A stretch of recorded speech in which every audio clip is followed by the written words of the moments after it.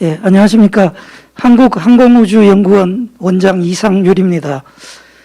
오늘 무엇보다도 이 젊은 차세대 공학 리더, 지식재산 리더 분들 이렇게 만나 뵙게 돼서 굉장히 반갑습니다. 아시는 것처럼 지난 10월 21일 날 전 국민이 많이 성원을 해주셔서 저희들이 누리호 발사가 있었습니다.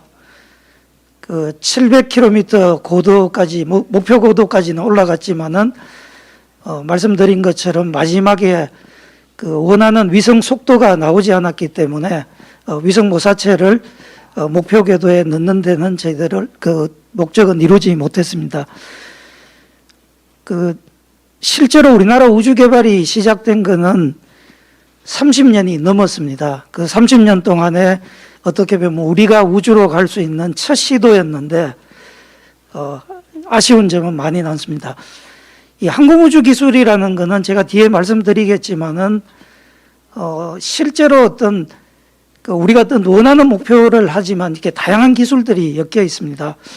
저도 학교를 졸업하고 사실은 이 35년간 이 일을 하고 있고, 저한테는 이 첫 번째 직장이자 계속된 어떤 그런 공간입니다. 그런데 저희들이 이제 이 항공우주 기술에 대해서 이 기술에 대한 어떤 차별점, 그리고 우리나라가 뭘 하고 있는지, 세계가 뭘 하고 있는지 이런 거에 대해서 제가 단순하게 오늘 지식을 전달한다기보다는 함께 좀 생각을 해보고, 또 여기 또 공학 부분 이끄는 리더분들이 좀 더 꿈을 꾸셨으면 좋겠습니다. 저는 35년간 사실 꿈을 꾸고 이루었지만은 역시 어느 정도 이룬 부분보다는 또 남아있는 부분, 아쉬운 부분들이 많습니다. 그래서 제가 설명을 좀 드리도록 하겠습니다.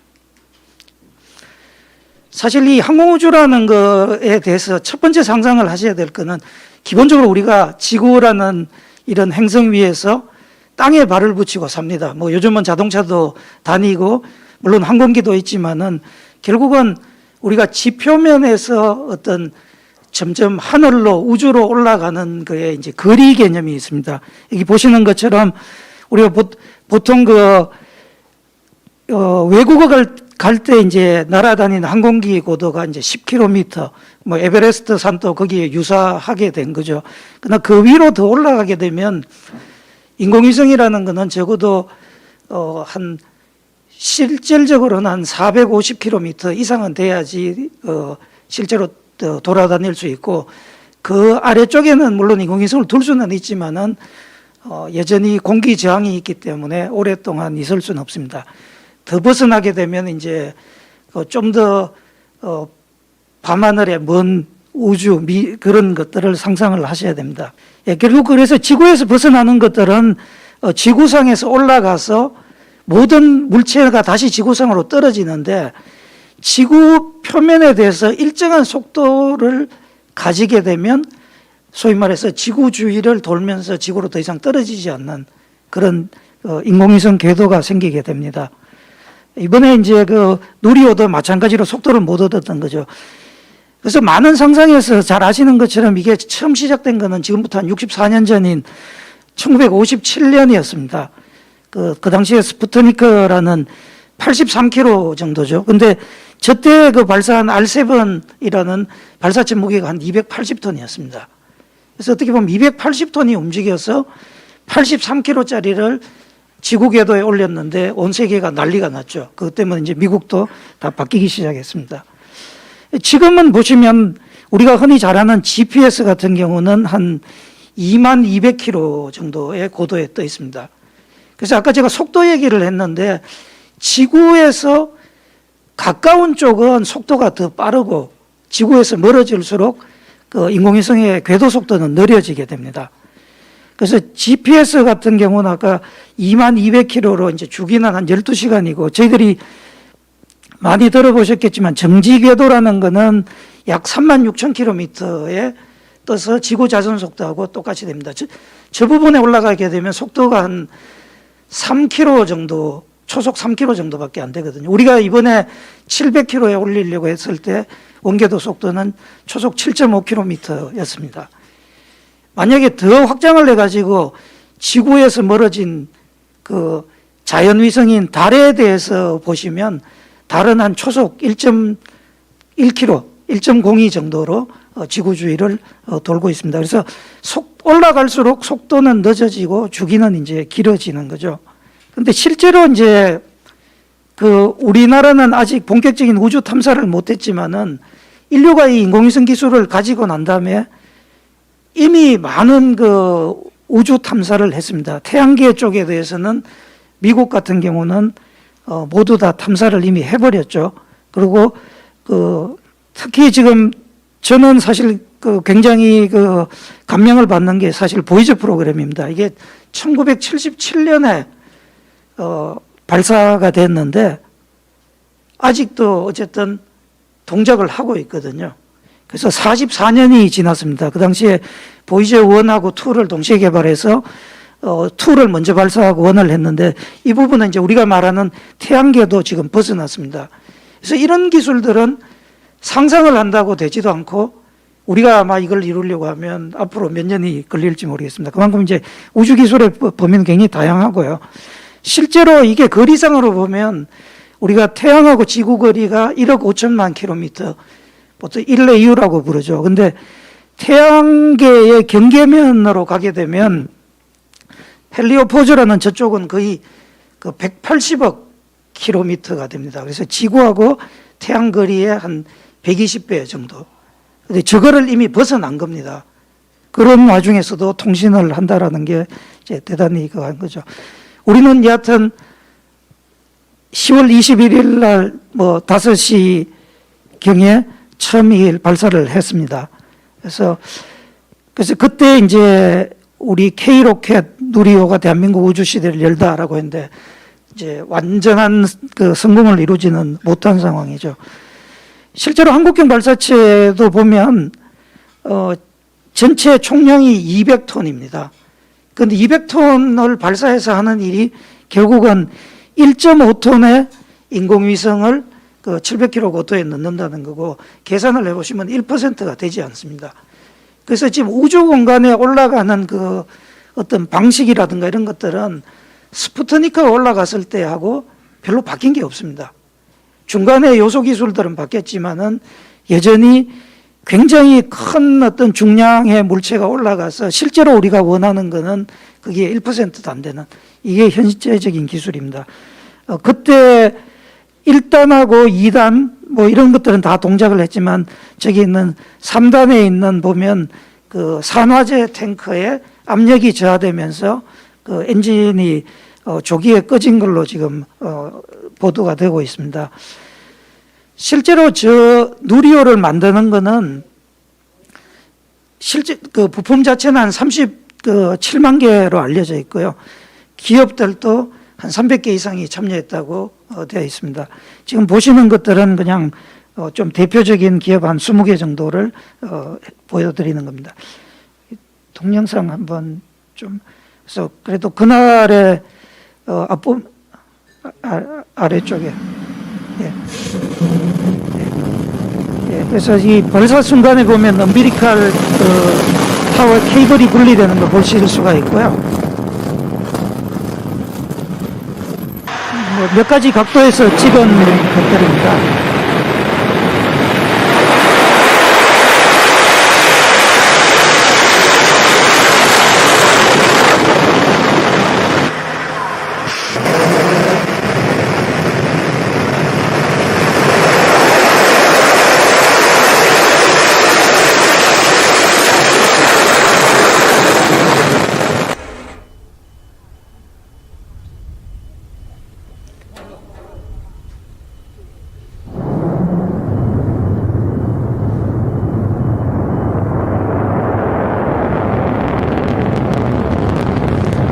그래서 초기에 점화나 이륙 과정들은 굉장히 정상적으로 저희들이 계획한 대로 잘 됐습니다.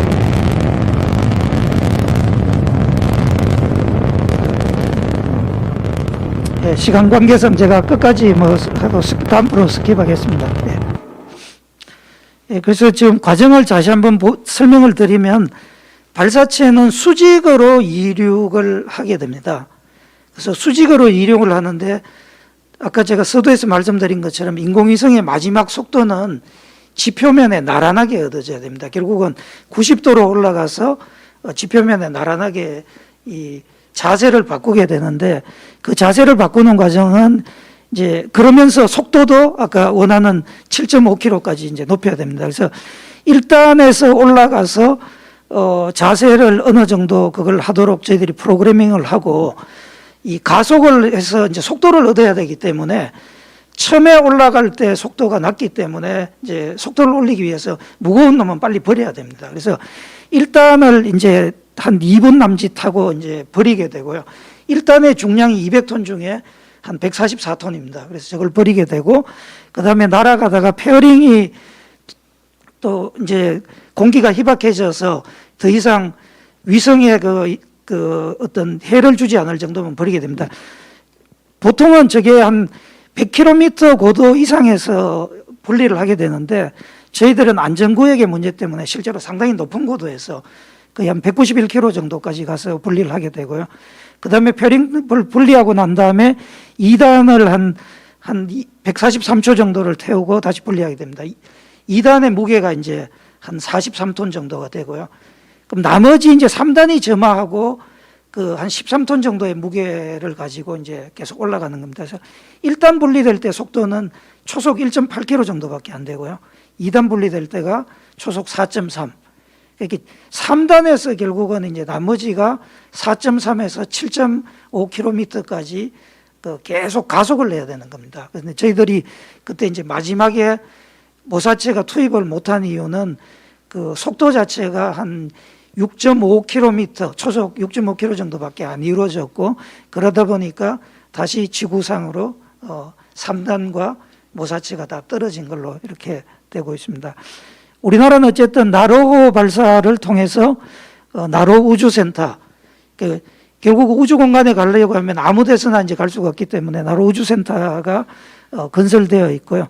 지금 발사대가 두 군데가 있습니다. 그 마지막 그 나로 우주센터 끝 부분에 보면 제1발사대, 제2발사대가 있고 오른쪽에 일본이 있고 왼쪽에 제주도가 있기 때문에 저희들이 안전을 위해서 나갈 수 있는 각은 북쪽에서 방위각 한 170도, 그렇게 정남에서 약간 동쪽으로 치우쳐진 이런 형태로 발사가 되게 됩니다.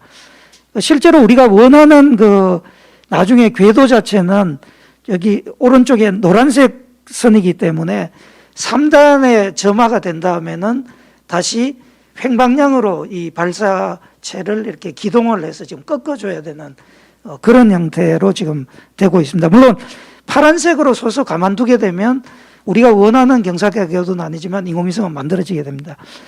추적을 위해서는 이제 그 제주도 그 나로우주센터하고 제주도 외에 그 필리핀 동쪽의 팔라우섬이라는 쪽에서 추적을 하고 있습니다. 제가 에어로스페이스 엔지니어링이라는 걸 위키피디아에서 잠깐 따왔습니다. 이게 찾아보시면 결국 항공우주 기술이라는 거는 많은 기술들이 그 관여가 되어 있습니다. 어떻게 보면 제 오른쪽에 있는 엘리멘트 기술 자체가 거의 다 하나하나의 중요한 기술이죠. 그래서 저거를 전공하시는 분들은 사실은 평생 저 기술을 가지고 다양한 분야에 대해서 활용을 하는 입장이고 항공우주는 사실 저런 다 기술들을 종합을 하고 저것뿐이 아닙니다. 만일에 우리가 화성을 간다고 한번 생각을 해보십시오. 화성에 사람이 가면 우주 공간에 사람이 생존을 해야 되고 가서도 생존을 해야 되니까 지금 저기 요소 외에 당연히 어떤 뭐 생물학이라든가 뭐 화성 갔을 때 지질학이라든가 우주 공간을 날아갈 때 각종 그 뭐 의학이라든가 이런 생체에 대한 이런 것들이 다 종합이 됩니다. 이거는 보통의 학문하고 다른 점은 이제 어떤 우리가 원하는 미션을 두고 필요한 모든 요소를 끌어들이는 겁니다. 그렇게 어떤 종합 학문이 될 수밖에 없는 부분이고요. 예, 그래서 이게 보통 저희들이 단계를 구분할 때 우리가 전자 부품으로 하면 가장 간단한 걸 이제 피스파트라고 부르고 그거를 서브 어셈블리 뭐 서브 시스템 엘리먼트 이런 식으로 구분을 하게 됩니다. 보통 일반 어떤 학문에서는 이 자체를 하는 것 자체가 하나의 목적이고 거기에 또 엄청난 어떤 혁신이 있는데 그 항공우주가 혁신으로 하는 것은 결국은 시스템을 혁신하는 겁니다.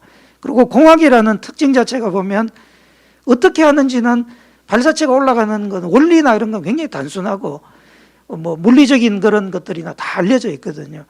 그런데 그걸 실제로 만드는 것은 간단하지가 않습니다. 그리고 굉장히 오랜 시간이 걸리고 많은 비용이 들고 그런 것들의 특징이 있겠습니다.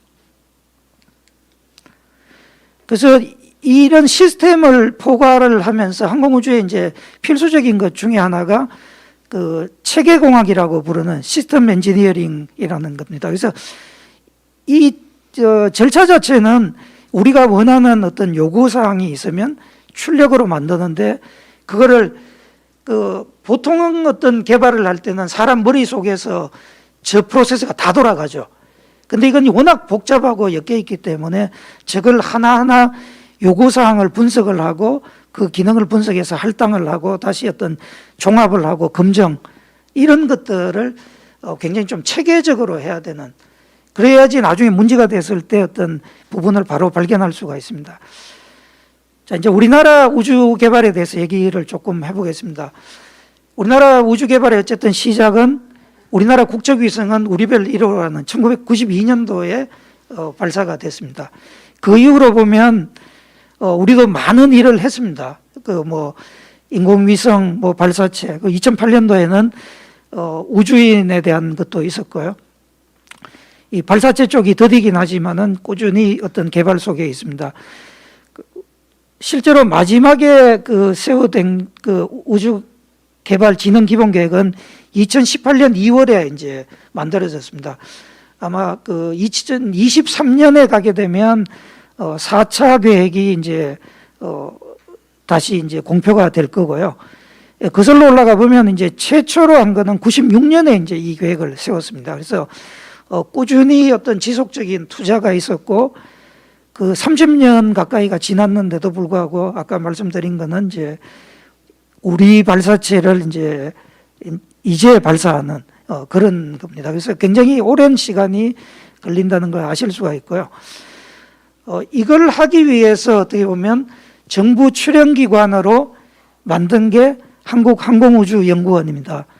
89년 10월 당시에는 그 규모가 굉장히 적었고 뭐 인원이 100명도 안 됐고요. 그 예산도 거의 수십억에 불과했습니다. 그래서 그때는 한국기계연구소 부설로 만들어졌고 이 저희들이 독립법이나 한 거는 96년입니다.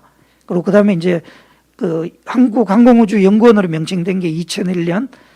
그렇게 해서 현재는 그 국가과학기술연구의 산하로 있으면서 우리나라 그 국가우주개발의 전문기관으로 지정되어 있습니다. 그래서 저희 연구원 이름이 보여주듯이 여기서 한 거는 크게 보면 항공기, 위성, 발사체 분야의 연구를 했고요. 가운데 위성 부분이 그래도 가장 활발하다고 보실 수가 있고 항공 부분에 대해서는 어떤 대형 여객기라든가 수송기라든가 전투기라든가 이런 것들은 저희 연구원에서 다루고 있지 않습니다. 그 부분은 이미 다른 기관이나 산업체에서 하고 있고 저희들은 주로 이제 소형 항공기를 주로 했었고 스마트 무인기라는 수직이 착륙 그 무인기가 개발된 적이 있습니다. 최근에 와서는 이제 고고도에 대한 전기 동력 무인기, 그다음에 미래 자율 비행을 하기 위해서 도심 항공교통 이런 쪽으로도 활발히 되고 있습니다. 발사체는 훨씬 이거보다는 연구 개발의 텀이 길다고 보실 수 있습니다. 나로호 발사가 있었는 게 2013년이었고 시험 발사체 18년을 거쳐서 지난 10월에 누리호가 발사된 적이 있습니다. 그래서 이 부분이 어떤 종합과학이고 또 우주 부분의 특징이 다른 쪽하고 다른 게 다른 쪽은 굉장히 어떤 그 개발 속도를 높일 수가 있습니다. 그리고 또 일단 시험을 해보고 안 되면 또 만들고 뭐 이런 게 가능한데 이 부분은 이제 그 구성품 자체가 워낙 고가고 시험할 수 있는 수단도 마땅치 않기 때문에 대형 시험 시설이 있어야 되고요. 특히 발사체나 이런 것들은 그럼에도 불구하고 지상에서 시험하는 거는 한계가 있습니다. 그러다 보니까 이제 지상에도 굉장히 큰 시험 설비를 갖춰야 되고, 또 마지막은 어떤 비행 시험을 통해서 최종 검증을 하고, 이러다 보니까 이 부분이 훨씬 이제 복잡해지고 그런 겁니다. 그래서 저희 연구원이 만들어지고 나서 지상에 들 수 있는 시험 시설들은 대부분 갖추고 있습니다. 위성 시험이라든가 지상의 연소 시험 설비, 그다음에 항공기 만들 때 어떤 전기체 구조 시험 설비라든가 암속 풍동 이런 것들을 가지고 있고, 나로우주센터에는 발사대 이외에 그 이제 발사 통제 시스템, 그다음에 그 추적 레이더 이런 것들을 가지고 있고요. 또 항공센터 쪽에서는 그 항공기 체계종합 성능 시험센터를 갖고 있고, 어떤 로터를 시험하는 이런 부분들을 가지고 있습니다. 그리고 이제 인공위성이나 이런 것들 발사체를 운영하기 위해서는 해외에 대해서 저희들이 추적소나 이런 부분도 남극, 북극, 뭐 독일, 그다음에 마이크로네시아 팔라우 추적소에 그걸 가지고 있습니다.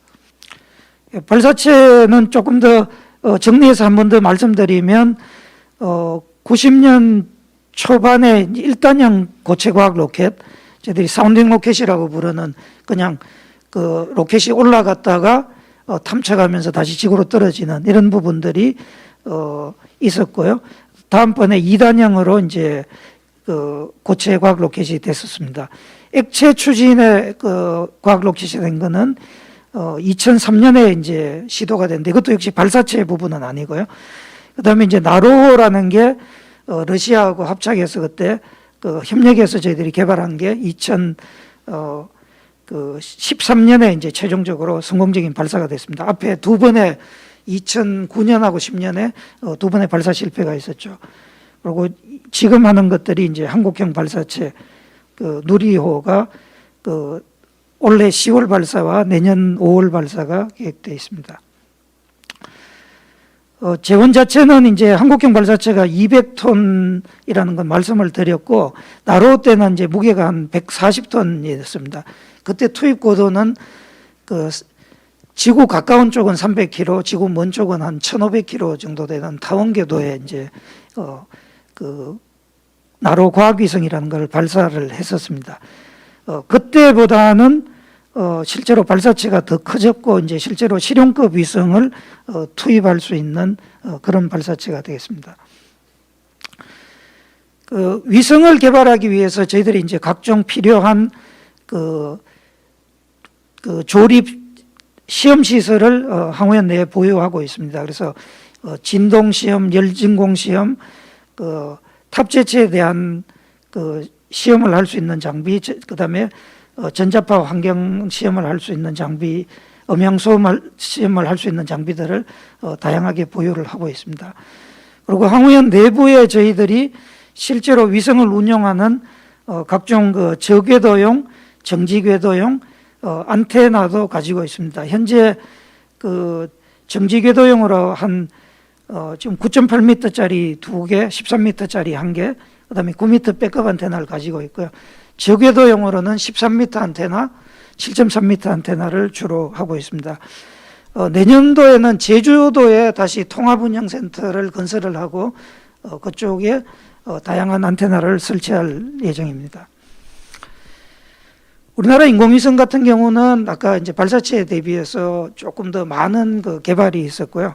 제가 한 페이지로 요약하면 상황은 이렇습니다. 저희들은 지금은 대학교에서 만드는 1kg, 3kg급의 큐브 위성부터 정지궤도에 그 운영을 하는 그 3.5톤 정도의 위성까지 개발을 하고 있습니다.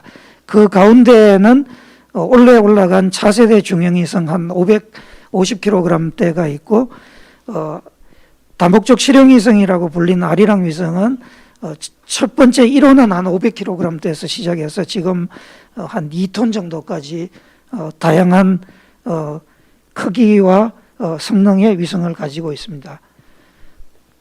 그 위성별로 제가 이 발사 장소를 말씀드리면, 이 지금까지 발사된 모든 위성은 그 해외 발사장에서 외국 발사체로 발사가 됐습니다. 그래서 뭐 다목적 1호 같은 경우는 미국 서부, 2호 같은 경우는 러시아 북쪽, 그다음에 3호는 일본, 그 5호하고 3회는 이제 다시 러시아 남부 쪽이었고요. 그 아래쪽에 있는 게 차세대 중형위성 발사한 그 바이코누르, 그다음에 천리안 위성은 이제 남미에 있는 기아나 우주센터 이런 쪽을 주로 이용을 했습니다. 그래서 우리별 위성이라고 하는 아까 제일 첫 번째 위성, 한 무게 50kg밖에 안 되고 기능도 굉장히 단순한 거고요.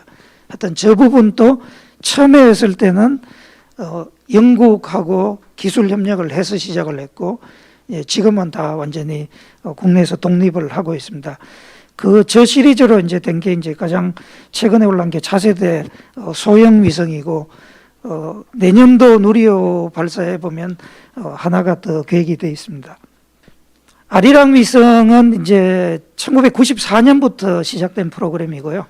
저희들이 다목적 실용 위성, 영어로는 이제 에리오 컴셋이라고 부르는 위성입니다. 지금 이제 그 위쪽은 보면 광학 위성을 보여드리고 있고, 아래쪽은 영상 레이더 위성입니다. 저건 이제 전천으로 찍을 수 있는 그런 위성들이고, 지금 현재 6호가 개발되고 있고 7호, 7A가 지금 개발 중에 있습니다. 아까 정지궤도 천리안 위성 같은 경우는 아무래도 덩치가 크고 하다 보니까 가장 늦게 국내에 개발이 됐고요. 첫 번째 통신해양기상위성이라는 시리즈는 2010년에 발사가 됐고, 그 이후에 저희들이 이제 국내 독자로 한 것들이 천리안 2A호, 2B호가 되겠습니다. 그래서 천리안 정지궤도 위성도 이제는 국내에서 개발이 가능합니다. 그래서 한국항공우주연구원은 지금까지 실용급 위성에서 한 9개를 개발을 했습니다. 그래서 저는 개인적으로 다목적 실용위성 1호부터 해서 여기 있는 대부분의 위성 개발에 다 관여를 했고요. 그래서 아리랑 2호, 3호, 5호, 3A가 지금 현재 궤도상에서 동작을 하고 있고, 저궤도로 차세대 중형위성이 하나가 추가가 됐습니다. 천리안 3개 위성은 2010년, 2018년, 2020년 발사가 됐고, 아래쪽 하단에 파란색이 당초에 저희들이 설계했던 임무 수명입니다. 처음에는 뭐 3년, 5년 이런 정도로 시작했는데, 주황색으로 보이는 것들이 실제 임무 운영 기간입니다.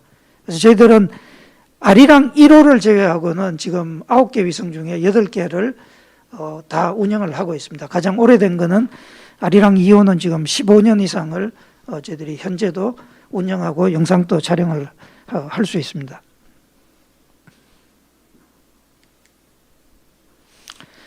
마지막으로 우리나라 이제 우주 탐사를 대표하는 이제 달 궤도선 개발에 대해서 잠깐 말씀드리겠습니다.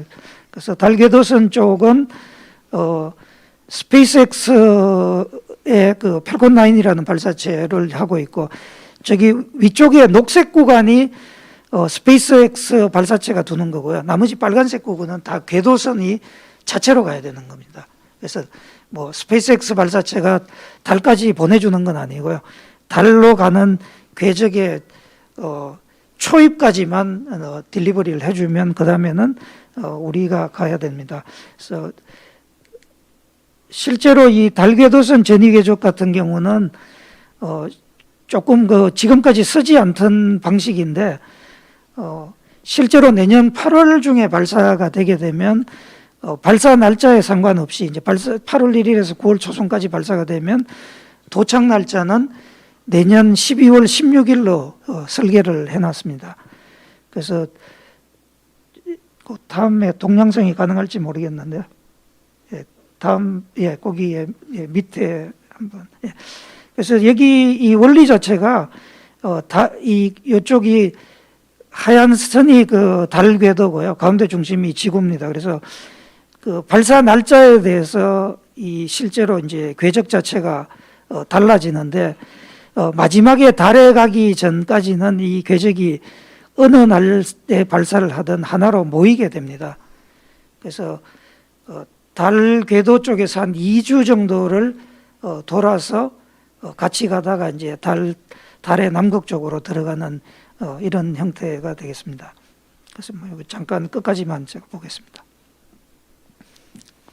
그래서 빨간색하고 저 하늘색이 경계에서 이제 우리가 어떤 그 달 궤도선에서 출애기를 이용해서 머뉴버를 할 거고요. 그렇게 되면 이제 그 한쪽으로 이렇게 쭉 궤적이 보면 발사 일자에 상관없이 이제 모이게 됩니다. 그래서 끝 부분은 거의 유사하게 돌아서 그 달 궤도, 달이 도는 궤도를 같이 타고 가다가 저 위쪽에서 들어가는 이런 형태가 되겠습니다. 다음. 그래서 이게 이제 다목적 6호 같은 경우는 아까 전천후 레이더, 그러니까 저희들이 보통 광학위성은 햇빛이 있는 그 햇빛이 있고 구름이 없는 낮에만 이제 영상을 하고 있는데, 이거는 전자파를 방사를 하고 그 반사 신호를 저희들이 잡아서 영상을 만들기 때문에 그 전천후로 영상을 얻을 수가 있습니다. 그래서 광학위성 대비하면 밤낮에서 밤도 찍을 수 있고, 구름이 낄 때하고 그냥 맑을 때를 반반으로 나눈다고 하면 광학위성 대비 그 촬영 능력은 약 4배로 보시면 되겠습니다. 이게 다목적 7호고요. 이거는 저희들이 지금 개발한 것 중에 해상도가 가장 좋고 미러 크기가 한 1.1m 정도로 굉장히 큽니다. 그리고 위성 자체도 한 2톤 정도 규모가 되고, 정지궤도에서는 다음번에 만들어지고 있는 게 정지궤도 그 통신 공공복합 통신위성, 이런 목적의 위성도 개발되어 있습니다. 올해는 우리나라 우주에서 많은 사건이 있었습니다. 가장 큰 게 이제 한미 미사일 지침이 종료가 되면서 우리가 누리호처럼 액체 로켓이 아니라 고체 로켓도 우주 개발에 이용할 수 있는 길이 열렸습니다. 그래서 이 그 결정이 있고 난 이후에 바로 그 지금 정부에서 발표가 있었죠. 그 우리 나로우주센터에 거기 발사되어 있는 산 너머 쪽에 국내 최초의 민간 우주 발사장을 건설을 하겠다라고 했고, 이게 착수가 되었습니다. 그래서 이제 이렇게 되면 어떤 우주로 갈 수 있는 또 수단이 그 누리호 외에도 그래서 그 지금 한미미사일 지침이 종료가 되면서 또 하나의 변화는, 그 이전에는 이런 이동형 발사 수단을 할 수가 없었는데 이제 공중이나 해상 발사 수단도 가능하게 풀렸습니다. 그래서 군에서 저걸 하겠다고 발표를 한 바도 있고요. 그다음에 그 미국이 주도하는 그 아르테미스 계획의 아르테미스 협정 쪽에 과학기술정보통신부에서 우리나라 대표에서 사인을 했고, 여기에 실제 기술개발기관은 항공우주연구원으로 되어 있습니다. 그래서 저희들이 저기 로고 아래 왼쪽 제일 하단에 보시면 그 항공우주연구원 로고가 들어 있습니다. 그리고 또 내년에 이제 시작할 큰 우주 프로그램 중에 하나가 한국형 위성항법 시스템을 착수를 하기로 했고요. 전체 지금 사업비 규모가 3조 7,234억으로 발표가 됐습니다. 그래서 뭐 누리호 개발 사업보다도 훨씬 더 큰 규모로 한 2035년까지 이걸 하게 될 거고요. 그렇게 되면 지금 이제 저희들이 가지고 있는 뭐 보통 차량 내비게이션을 하는 게 미국 주로 GPS 위성을 이용을 하지 않습니까? 그럼 우리나라 한국형 위성 항법 시스템이 되게 되면 그 보정 항법 외에 미터급, 센티미터급, 그다음에 뭐 재난 그 어떤 이런 거에 대비하는 것까지 추가적인 서비스가 가능할 걸로 생각이 됩니다. 그 우리나라 그 인공위성 이 개발들이 보면 지금까지 다 좀 독립적으로 됐었습니다. 뭐 저궤도 위성, 정지궤도 위성, 우주 탐사 이런 것들이 독립으로 됐고 발사체도 독립으로 됐습니다. 그래서 제가 지난 6월 달에 다음번에 만약에 발사체를 새로 개발을 하게 되면 이걸 좀 통합을 하는 거를 하면 어떠냐라는 거를 그냥 제가 아이디어 차원에서 이제 던졌고, 아직 뭐 확정된 건 아닙니다. 그래서 현재 그 누리호가 그 발사할 수 있는 용량은 그 저궤도에 지금 1.5톤을 그 목표로 하고 있는데, 실제로 이렇게 하기로는 이거 가지고 어떤 우주 탐사나 어떤 이런 걸 본격적으로 하기에는 조금 성능이 부족한 부분이 있습니다. 그래서 저궤도 위성의 성능도 더 끌어올리지만은 우주 탐사도 끌어올리고, 그래서 하는 김에 정지 궤도까지 발사할 수 있는 그런 용량이 됐으면 좋겠다라고 하는데 조금은 절충이 필요한 게 지금 현재 3.5톤을 하기에는 발사체가 또 너무 커지는 것들이 있고 그래서 제가 오히려 정지 궤도의 그 중량을 한 3톤 정도로 낮춰서 개발을 하면 저궤도에 저희들이 한 뭐 4톤, 4.5톤 이 정도까지 정지궤도 3톤, 그다음에 그 달 착륙선으로 한 1.5톤 정도를 할 수 있겠다라고 해서 이런 것들이 그냥 검토 중에 있습니다. 그래서 이제 그 정지궤도를 했을 때 문제는 뭐냐면 지금 누리호 발사에 보통 저희들이 말하는 태양 동기궤도 저궤도를 투입할 때 아까 그 방위각 170도로 발사가 되게 됩니다. 그래서 저 방향으로 발사해 가지고는 정지궤도 위성을 투입하기에는 효율적이지 않으니까 이제 그 경우는 뭐 어떤 해외에 다른 발사장을 만들든지 그게 아니라 그러면 나로우주센터가 아닌 좀 제주도 어느 정도 남단에 오게 되면 가능할 것 같다. 그렇게 되면 어쨌든 뭐 해상 발사라든가 이런 것들을 고려할 필요가 있다라고 해서 발사 방향까지 보여드리고 있습니다. 세계 우주항공 개발의 패러다임이 굉장히 바뀌었습니다. 이게 실제로 바뀐 건 한 불과 10년, 15년에 바뀌었습니다. 아까 1957년 이후에 한 50년 동안은 말씀드렸지만 본질적인 어떤 혁신은 없었거든요. 그런데 지금 와서는 굉장히 많은 아이디어들이 있습니다. 위성 같은 경우도 굉장히 작아진 위성을 가지고 관측이 가능하고 또 위성군을 인터넷을 대시하는 이런 것들도 이제 다시 나타나게 되고 뭐 공중 발사라든가 이런 것들도 얘기가 되고 있습니다. 아까 저희들이 말씀드린 그 영상 레이더 위성 같은 경우 혹은 광학 위성 같은 경우도 지금 인공위성 무게 100kg 미만으로 거의 50cm 혹은 50cm 이하의 해상도를 구현하는 그런 프로그램들이 나오고 있습니다. 그리고 뭐 UAE가 어쨌든 화성 탐사선을 보낸 것도 우리나라 입장에서는 저는 굉장히 좀 충격이라고 생각이 되고요. 예, 그만큼 굉장히 발빠르게 움직이고 있습니다.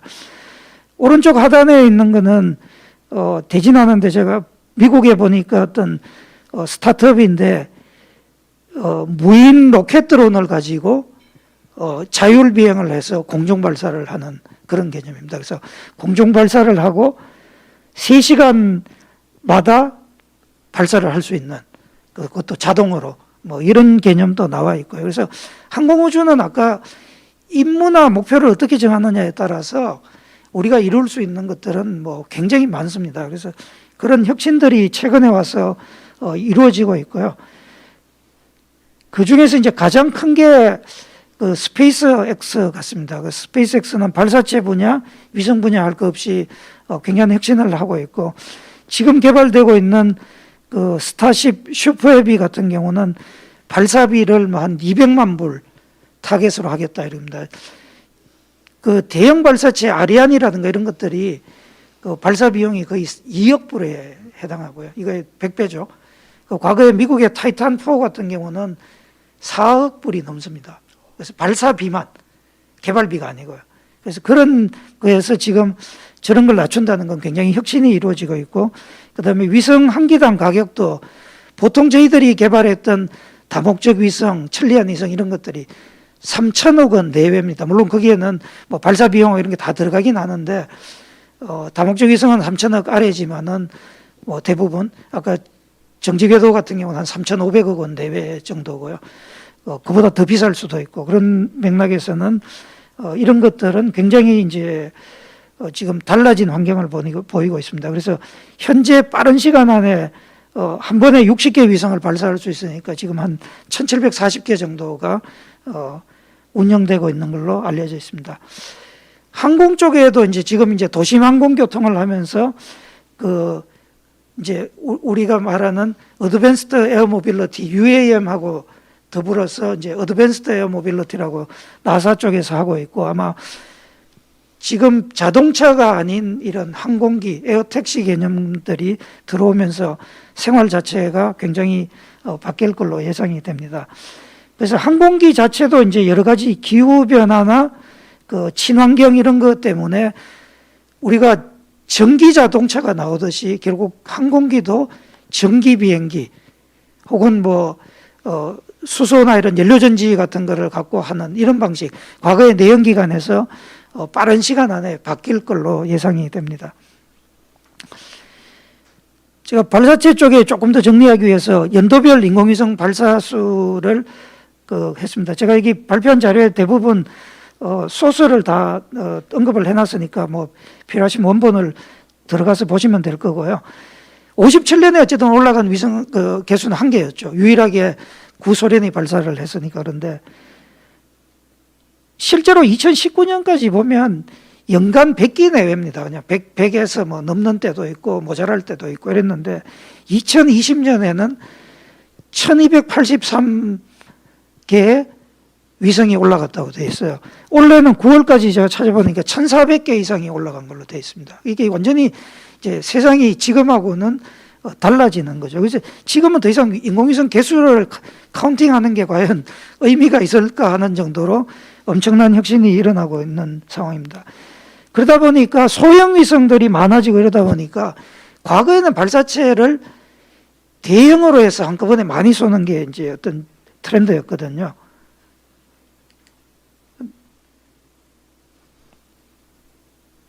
근데 이제는 위성이 작아지니까 소형 발사체들도 막 만들고 있습니다. 우리나라 스타트업도 그런 것들을 하고 있지만은 제일 왼쪽에 보면 지난번에 실패를 하긴 했지만 아스트라라는 거는 거의 컨테이너 사이즈에 들어가는 발사체거든요. 발사 가격도 한 250만 불. 저 중에서 가장 싸죠. 그래서 굉장히 다양한 회사가 경쟁을 하고 있습니다.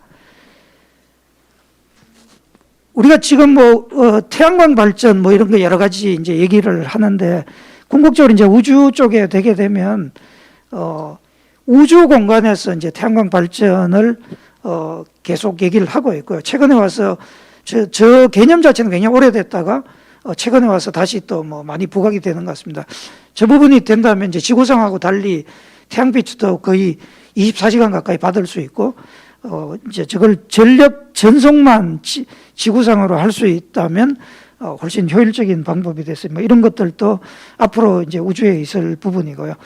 그리고 이제 각종 소행성이라든가 아니면 행성에 갔을 때 자원을 활용하고 어떤 소행성 같은 경우는 어떤 무지하게 가치가 높은 광물이나 이런 걸로 구성이 되어 있다고 이제 알려져 있고요. 그런 쪽에 자원 채취하는 것들은 이미 벨기에 같은 경우에 이제 그런 그 소행성 같은 거나 우주 쪽에 어떤 광물을 채굴해서 하는 사업을 하는 그런 회사들도 생겼습니다. 그래서 그런 것들도 아마 여러분들이 제 나이 좀 한 30년 지나기 전에 아마 많은 부분들이 될 거고 이런 계획들도 아주 많이 있습니다.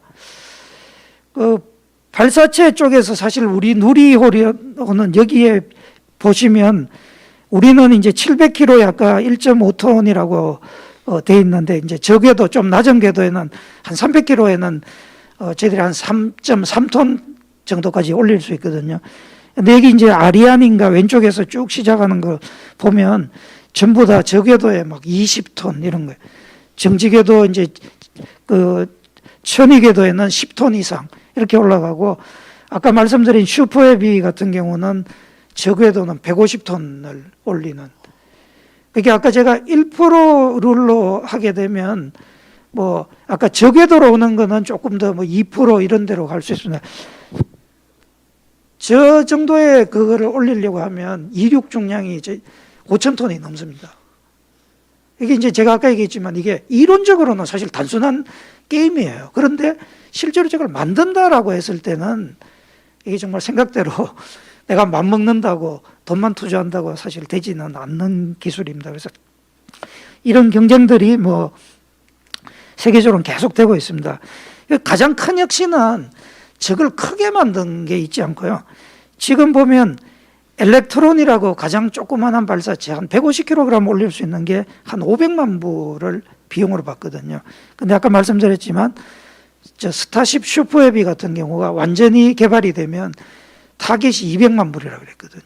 왜냐하면 이거는 항공기처럼 올라갔다가 다시 내리는 거니까 거기에 들어가는 연료하고 어떤 운영 비용 이것만 하게 되면 뭐 저런 가격이 불가능하지는 않겠죠. 이제 아마 그렇게 되면 또 하나의 어떤 우주 개발에서 어떤 혁신이 일어날 거라고 생각이 됩니다.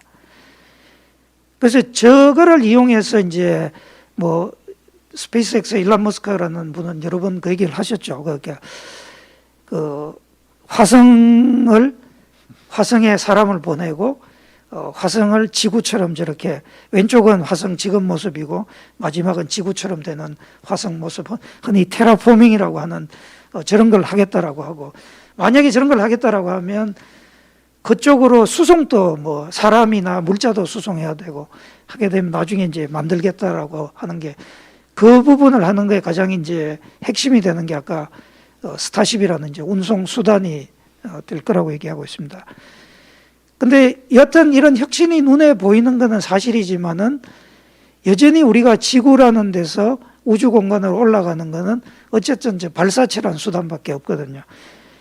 근데 실제로 이제 우주 여행이나 우리가 뭐 태양계를 아까 벗어나고 이렇게 보면 이 화학 로켓이 가지고 있는 그 우리가 흔히 ISP라고 하는 저 숫자는 지금 현재 누리호 같은 경우는 한 300대에 불과하고요. 가장 좋은 저 액체 산소 액체 수소 조합을 하더라도 한 450 정도입니다.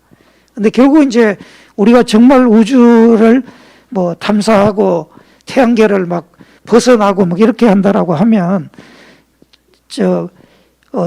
빛의 속도까지는 못 가지만 적어도 빛의 속도의 1%, 0.1%만 하더라도 지금 보시면 지금 대비해서는 엄청난 어떤 기술 점프가 있는 걸 아실 수 있고요.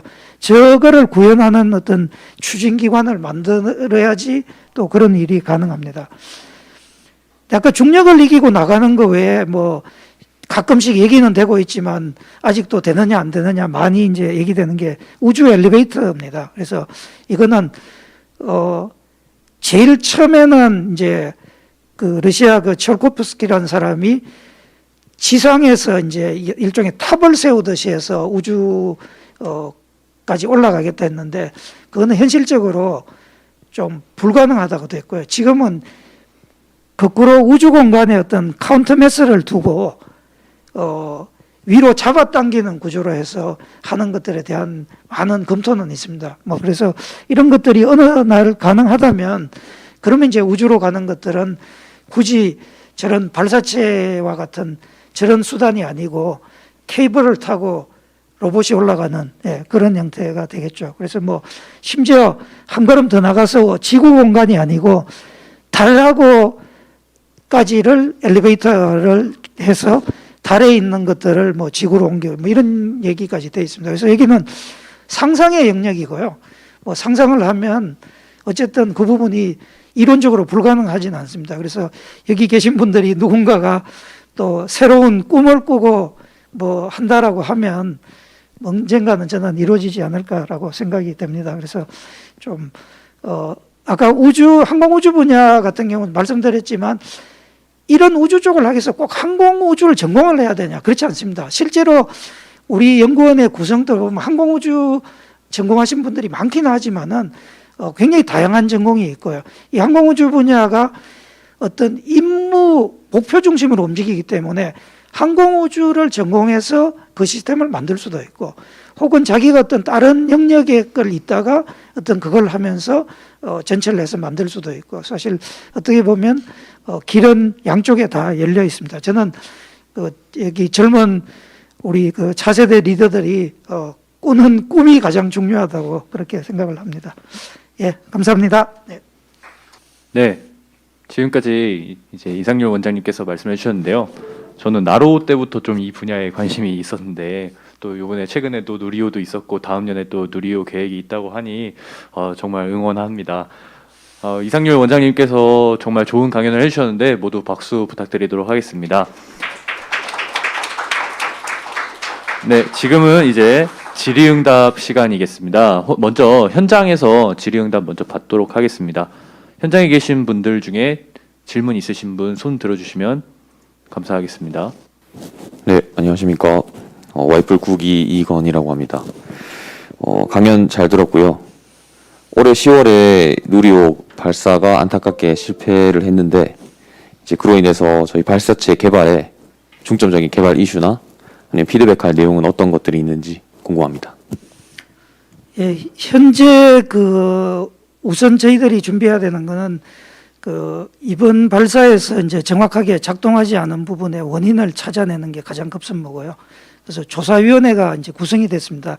항공우주연구원에 발사체 개발하시는 분 6명, 그다음에 외부 뭐 거기에 관여된 전문가 6명에서 12명으로 구성이 되어 있고, 위원장은 항공우주연구원의 우리 부원장이 그걸 하고 있습니다. 뭐 언론 보도를 통해서 이제 그 어떤 새로운 사실이 밝혀질 때마다 일부 보도가 나가고 있는데, 현재 현상은 3단에 있는 산화제 탱크의 압력이 떨어졌다. 예, 그거는 저희들이 텔레메트리로 확인을 했고, 지금 현재 이제 좀 더 구체적으로 그러면 그 일이 왜 생겼느냐. 예, 그래서 현상은 압력이 떨어지고 그러다 보니까 이제 그 산화제가 적게 들어가면서 터보 펌프의 회전수가 감소되고 추력이 감소되면서 결국 이제 그 가속도가 감소돼서 이제 이 상황에서는 엔진 정지를 하게 돼 있기 때문에 저희들이 정상적으로 작동을 했다고 보고 있고요. 그게 되지 않은 원인에 대해서 지금 밝히고 있는 겁니다. 그래서 1차적으로는 지금 이 문제를 극복해서 내년 2차 발사를 준비하는 게 이제 1차적인 거고, 이거하고 이제 병행해서 아까 제가 제안을 드린 것처럼 그럼 후속은 우리가 어떻게 할 것인가, 뭐 새로운 발사체를 개발하면 어느 규모로 개발할 것인가, 그래서 뭐 또 이번 주에 다시 또 뭐 새로운 엔진 개발에 대한 그 언론 보도도 있었습니다. 그래서 좀 더 강력한 로켓 엔진을 선제적으로 이제 선행적으로 개발하자 뭐 이런 거에서 지금 현재는 그렇게 진행이 되고 있습니다. 네, 현장 참여해 주신 분들 중에 혹시 다른 분 질문 있으실까요? 네, 마이크 전달해 주시겠어요? 안녕하십니까. 좋은 말씀 잘 들었습니다. 저는 쓰고 있는 연세대학교 기획공학과 안찬우라고 합니다. 이제 말씀해주신 내용들을 들으면서 이제 생각난 질문이, 이제 스페이스X를 필두로 해가지고 이제 정말 이 우주에 관한 기술들이 이 비즈니스의 영역으로 들어오기 시작한 것 같고, 이제 또 달리 말씀해주신 내용 중에는 이제 고도에 따라서 어떤 역할들이 다르다, 또 이런 말씀도 해주셨는데, 그러면 이제 제가 궁금한 점은 이제 이 어떤 특정 궤도라는 것도 어느 정도 공간을 차지해야 하는 일인데, 이런 그 어떤 공간의 자원으로서 의미가 앞으로 한 50년에서 100년 동안은 이제 뭐 인간들이 위성을 충분히 띄우기에 문제가 없는 수준이라서 이제 한동안은 그냥 마치 산소처럼 그냥 기술만 있으면 띄울 수 있는 느낌이 될지, 아니면은 이제 뭐 간혹 충돌 같은 얘기들도 들리고 하는데, 이런 식으로 이제 그 공간 자체도 이제 뭔가 그 총량을 생각해야 하는 수준인지 그런 부분이 네. 궁금합니다. 예, 굉장히 그 중요한 질문이고요. 실제로 이 우주 공간이 워낙 넓기 때문에 마치 이게 무한한 자원처럼 보이지만은 그렇지는 않습니다. 그래서 제일 처음에 규제하기 시작했는 게 그 정지궤도라는 거. 정지궤도라는 건 아까 지구의 자전 속도하고 인공위성의 비행 속도를 일치시킨다고 했는데, 보통 36,000km라고만 알고 있지 않습니까? 근데 실제로 지구상에서 정지돼서 되려면 조건이 몇 개가 더 있습니다. 적도 상공이라 해야 되고요. 그렇게 우리나라 하늘에 있어 갖고는 정지가 되지 않습니다. 그러면 팔자궤도를 그리게 되고요. 적도 상공이라 해야 되고, 그다음에 결국은 이제 경사각이 원궤도라 해야 됩니다. 속도가 일정해야 되니까 이제, 그리고 뭐 그 고도도 조금 더 이제 세밀하게 이야기하면 36,000이라고 하는데 35,786km 이렇게 되어 있습니다. 그래서 정확한 하여튼 그걸 맞춰야지 정지가 되는데, 이 경우는 당장 자원이 제한되지 않습니까? 그러면 360도에서 만약에 2도 간격으로 위성을 배치한다 그러면 180개밖에 못 들어가죠. 그죠? 1도 간격으로 해도 360개고. 그러다 보니까 여기는 사실은 자원 전쟁입니다. 만약에 우리나라 아까 그 천리안 이런 것들이 혹은 무궁화 위성이 그 자리를 차지하고 있다가 수명이 다하면 그거를 빼줘야 됩니다. 그래서 보면 아까 제가 드린 자료에 보면 그레이브 야드라고 정지궤도보다 한 300km 높은 쪽으로 이거를 해서 일종의 무덤을 만들어 놨습니다. 이쪽은 철저하게 관리를 하는데 그 아래쪽이나 위쪽은 그렇게까지 철저하게 관리는 하지 않습니다. 그런데 GPS 궤도만 보더라도 GPS는 아까 12시간이고 거기에 보면 촘촘하게 붙어 있거든요. 예를 들면 GPS 궤도가 들어가 있는데 거기에 다른 나라 위성이 또 들어갈 수는 없죠. 이렇게 관리를 하는 겁니다. 최근에 2018년에 이제 미국이 무슨 선언을 했냐 하면 우리가 항공기의 항공교통관제라고 해서 에어 트래픽 매니지먼트라는 얘기를 하거든요. 최근에 이제 UAM이나 뭐 이런 것들이 되니까 UAV나 이런 거에 대해서 UAV에 대해서 다시 트래픽 매니지먼트를 얘기를 하고 있어요.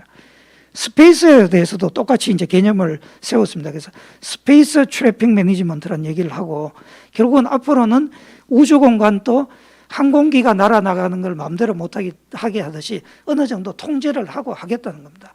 아직은 굉장히 넓은 공간이지만 실제로 우주 공간에서 위성끼리 충돌한 사례도 있고요.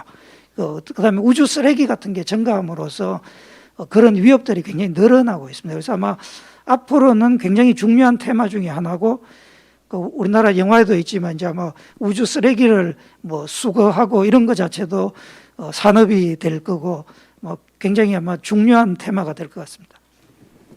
안녕하세요. 저도 예스에서 나온 고려대학교 신소재공학부 이윤아입니다. 방금 답변을 주셨을 때 이제 우주 쓰레기에 대해서도 말하셨고 이제 충돌에 대해서도 얘기를 하셨는데 이제 새틀라이트 같은 것들을 발사를 하고 다시 돌아오는 사례들도 몇 개 들었던 것 같은데 이제 뭐 로켓 같은 것도 스페이스X에서 비용을 낮추는 방법이 한번 발사를 하고 다시 돌아오는 방법 그런 식으로 가능하다고 들었는데 혹시 지금 우주 쓰레기 같은 거거나 이제 뭐 새틀라이트 같은 거거나 발사를 하고 나서도 이거를 다시 컬렉션하는 방법 또는 이제 너무 많은 것들이 있다가는 이게 충돌 위험도 있지만은 너무 많은 것들이 너무 멀리 가거나 그런 위험도 있다고 생각을 하고 있어서 혹시 그걸 다시 돌리는 방법 같은 것도 계획돼 있는 건지 또는 방법이 지금 있는 건지 한번 물어보고 싶었어서요.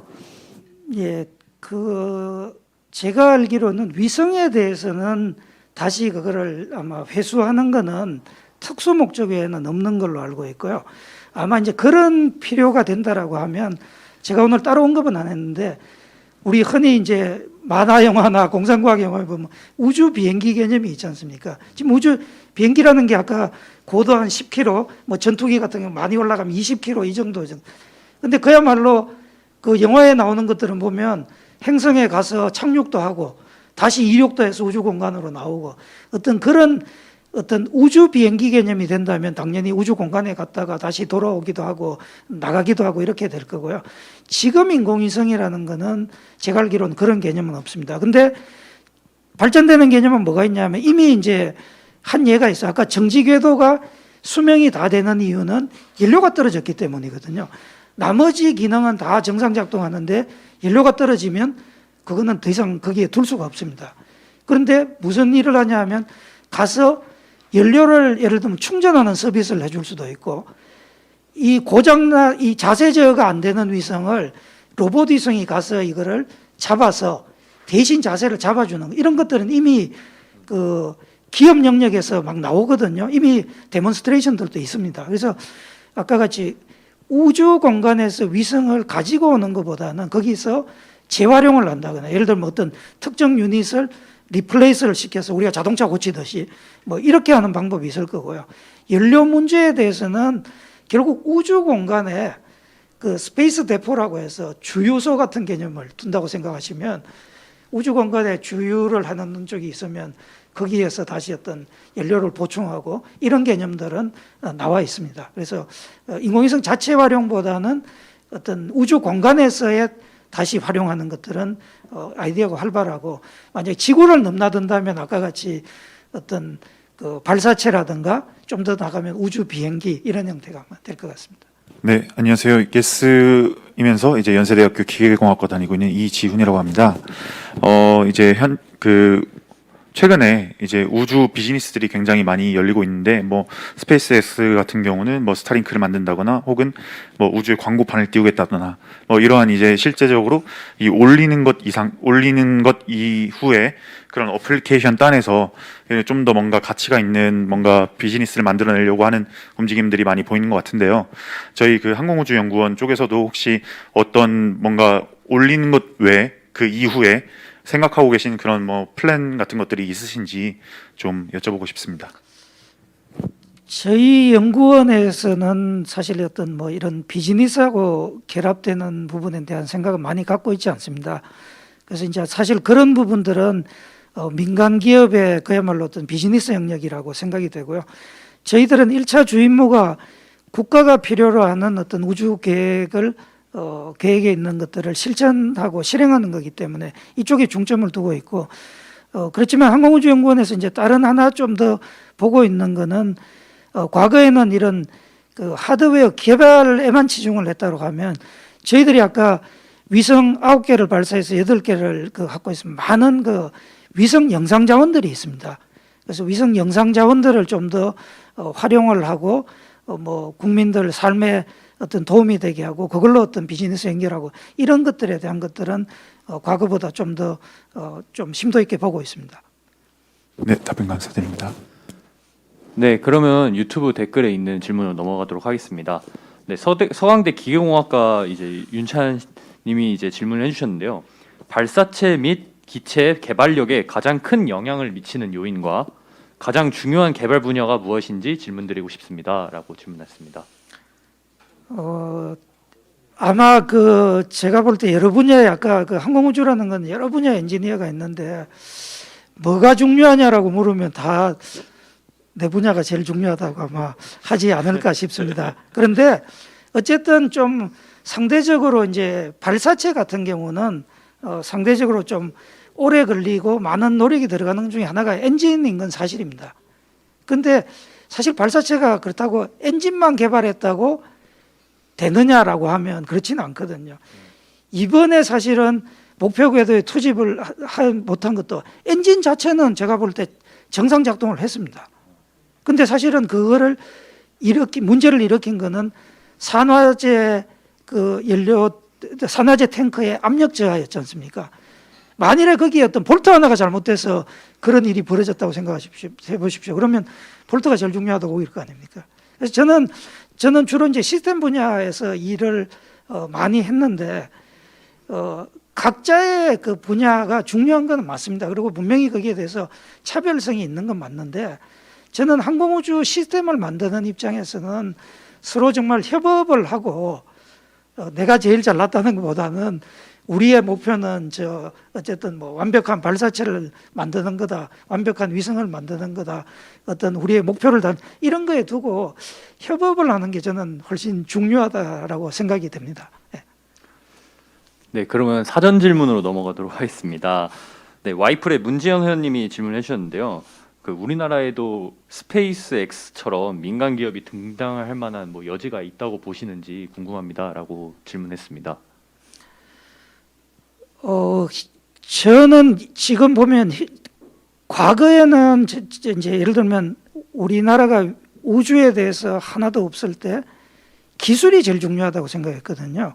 근데 지금은 보니까 기술이 중요한 건 맞는데 예를 들면 스페이스X 같은 그런 혁신을 이루기 위해서는 저는 어떤 꿈꾸는 거 그런 게 더 중요한 것 같고 그 어떤 방향을 제대로 잡는다라고 하면 스페이스X 같은 기업이 나오지 말라는 법은 없죠. 그런데 어떤 해외가 하는 거를 뭐 비슷하게 한다, 흉내를 낸다 이거 가지고는 되지 않는 것 같고요. 그 사람들이 꿈꾼 거, 상상한 거 이상으로 우리가 뭔가를 할 수 있는 역량이 있다라고 하면 저는 가능하다고 생각합니다. 왜냐하면 지금 뉴스페이스라는 것들의 가장 큰 차별점이 뭐냐면 과거에는 정부가 계획을 세우고 정부에서 돈을 주면 그걸 민간 기업이 받아서 시작을 했거든요. 근데 지금은 스페이스X 같은 경우는 뭐냐면 자기들이 아이디어를 만들어 가지고 자기들이 그거를 투자자한테 보여주고 그걸 가지고 투자를 받아서 하는 겁니다. 그렇다 그러면 정말 스페이스X를 뛰어넘는 아이디어와 그런 게 있다라고 하면 그 투자를 한국에서 받는 게 아니라 전 세계적으로 다 받는 거죠. 그렇다면 굳이 뭐 안 된다고 할 수 없기 때문에 저는 된다는 쪽이고요. 그래서 아까 말씀드린 것처럼 여러분들이 좀 더 큰 꿈을 꾸기를 제가 바라겠습니다.